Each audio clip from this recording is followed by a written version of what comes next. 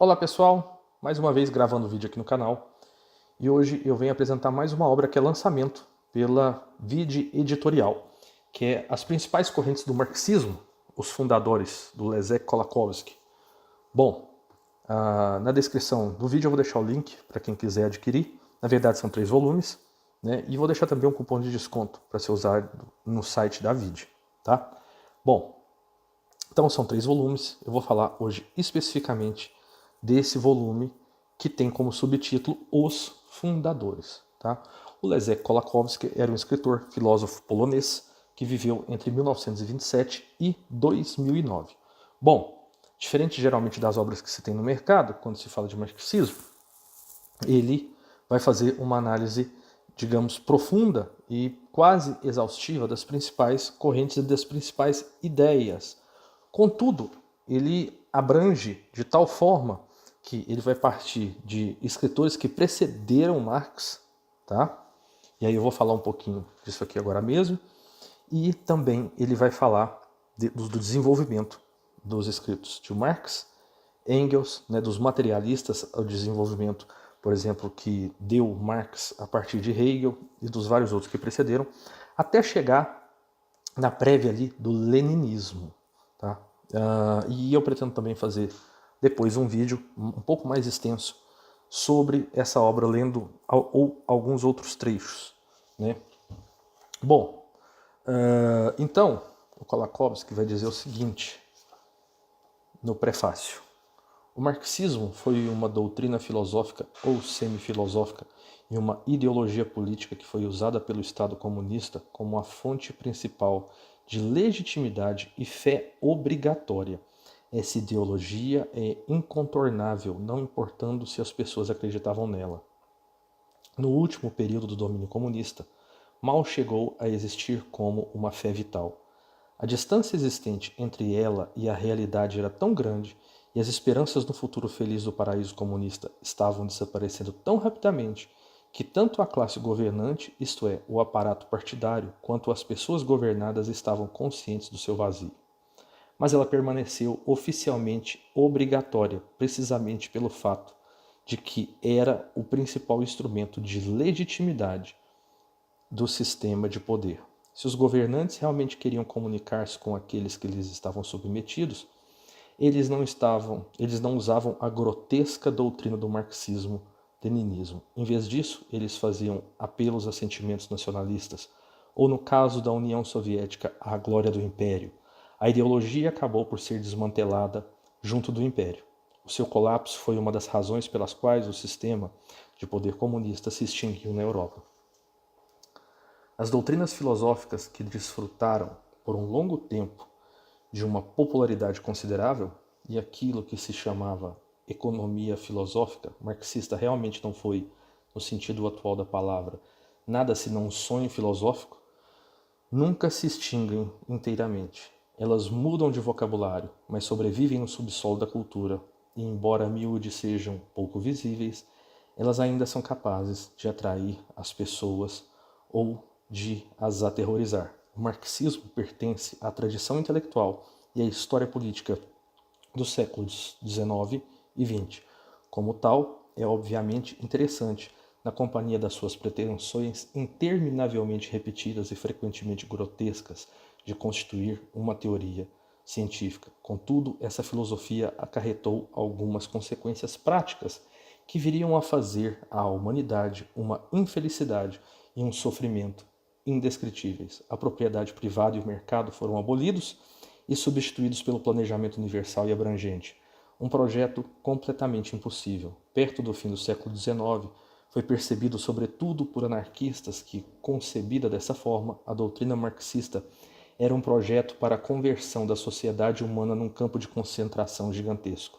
É bem verdade que essa não foi a intenção de Marx, mas foi o efeito inevitável da utopia gloriosa e benevolente que ele criou. Bom, é interessante porque o autor, durante todo esse primeiro volume, ele faz a exposição das doutrinas marxistas de modo bem imparcial. Tá?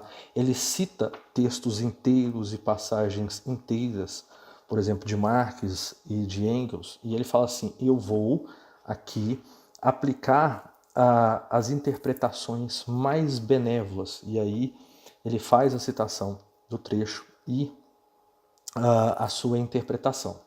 Bom, além de, como eu disse, falar desses pensadores mais próximos que precederam Marx, ele vai entrar na filosofia, vai fazer o seu comentário desde as origens da dialética, partindo do sentimento de contingência humano. Ele vai passar por Plotino, por exemplo, ele vai falar sobre Plotino e a criação, né? E Plotino nós sabemos que foi influenciado, ele era um neoplatônico, influenciado, ou seja, por Platão, mas ele estava ali próximo de Santo Agostinho, já por volta do século IV depois de Cristo, enquanto Platão, né, estava no século IV antes de Cristo, né? Plotino era esse neoplatonista, mas ele vai falar de Erígena e a teologia cristã. Ele vai falar de Mestre Eckhart, também de Nicolau de Cusa. E aí, quando ele entra no hegelianismo, ele vai fazer uma exposição do como Hegel achava que o papel do Estado, por exemplo, a sua intermediação entre os sujeitos, né, e qual era o seu papel. Ele aí vai falar sobre a esquerda hegeliana, David Strauss e a crítica da religião. Ele vai mostrar, por exemplo, a filosofia, como ela deixou de ter um papel de interpretação e entendimento do passado para se transformar numa filosofia da ação. E aqui ele vai citar Conde Augusto Ciesowski, por exemplo, e ele vai falar justamente daquele papel que Marx fala que não cabe ao filósofo interpretar, mas transformar a realidade. Ele vai falar de Bruno Bauer e de vários outros, né? Eu pretendo falar Arnold Ruge, o pensamento e o desenvolvimento do pensamento de Marx no tempo. E aí ele fecha o volume falando dos 3 principais temas do marxismo. Ele vai falar do tema romântico, né, como Marx via a questão da reificação da sociedade, que o marxismo restituiria ao ser humano a sua condição de humano, enquanto os meios, né, de trabalho, o trabalho da forma que era visto por ele causava a reificação, ou seja, despersonalidade, ele alienava o ser humano. Então ele vai falar desse caráter romântico, do caráter prometeico faustiano, né? Lembramos que aqui ele está fazendo referência a Prometeu, né, da mitologia grega. Prometeu, que tem uma peça que se chama Prometeu Acorrentado. Prometeu era um titã, né? E quando nós falamos de faustiano, nós estamos falando de Fausto, do Goethe. E ele vai arrematar de como o leninismo vai transformar a filosofia de Marx e Engels, que era uma filosofia social, num aspecto político, instrumentos políticos de transformação, que era algo que, segundo ele, Marx ainda não tinha feito. Então ele vai fazer essa transformação. Ele vai dizer o seguinte: o passo seguinte era o de extrair conclusões práticas e traduzir a promessa da linguagem de um programa político, que é o que Marx não tinha feito. Então ele vai terminar esse volume falando do marxismo como uma fonte para o leninismo. Também no decorrer da obra, ele vai citar as inúmeras interpretações e cita uma pleiade de autores que discordavam entre si em relação à interpretação da própria doutrina marxista. Nós vemos que logo após a morte de Marx já há essa discussão entre o verdadeiro marxismo, enfim. Então, o livro é muito rico para aqueles que têm essa ideia de, independente do posicionamento político, a exposição do Kolakowski, eu vi que ela é ele deixa para fazer os comentários a respeito do marxismo bem ao final do livro. Então ele vai tentar fazer, no decorrer desse desenvolvimento, ele vai observar as interpretações que geralmente são mais aceitas desde Plotino, né, passando pelos anteriores, digamos ali, que estão nos primeiros séculos da era cristã, até chegar no marxismo.